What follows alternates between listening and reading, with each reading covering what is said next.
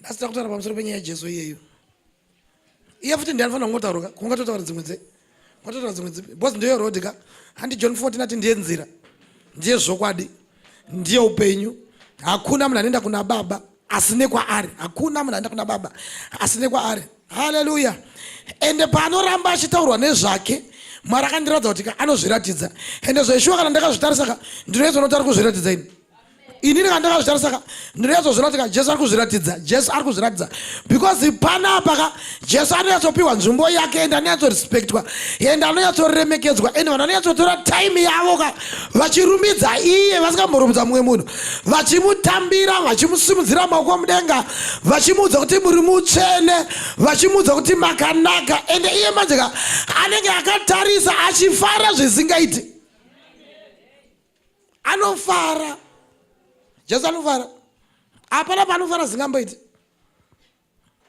Handiri kuzodzwa nemumwe munhu achazoya panapa kuti Jesu anofarira chechi yenyu. Ndozviziva ini, ndozviziva.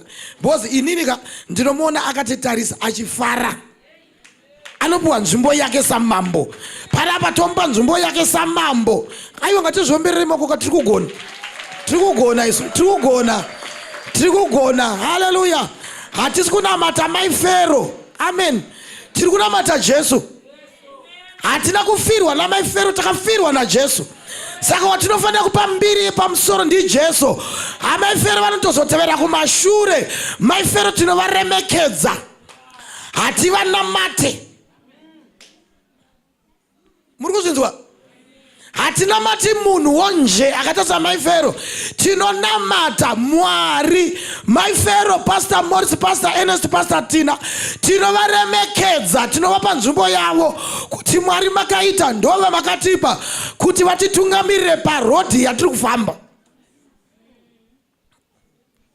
Amen. Saka manje vanhu ka vakawanda ka vamusiya Jesu. Ndobva varespect, ndobva vanamata munhu. Bose zvinoshamisa kuti kana munhu achinzi kana akapinda iye vanhu vese vanoti warara pasi. Wachikwe iwe uri chii? Ine chida kuzoona kuti ka saka Jesu munozomurumidza sei kana magona kurarira pasi inini maifero ko Jesu. Aiwa saka kupara Jesu woita sei? Pamwe nongoti amhirigari amene unongodi. Bose kana wararira pasi munhu wozvake. Mwana wamainingi ko Jesu. Kuti anongokwira pamusoro pemba chaipo, umurispekta vari pamusoro pemba. Ndakati uku ndokunonzi kurasika uku. Uku ndokunonzi kurasika. Jesu ka hapa hachapiwa nzvimbo yake. Nzvimbo yapiwa munhu. Hallelujah.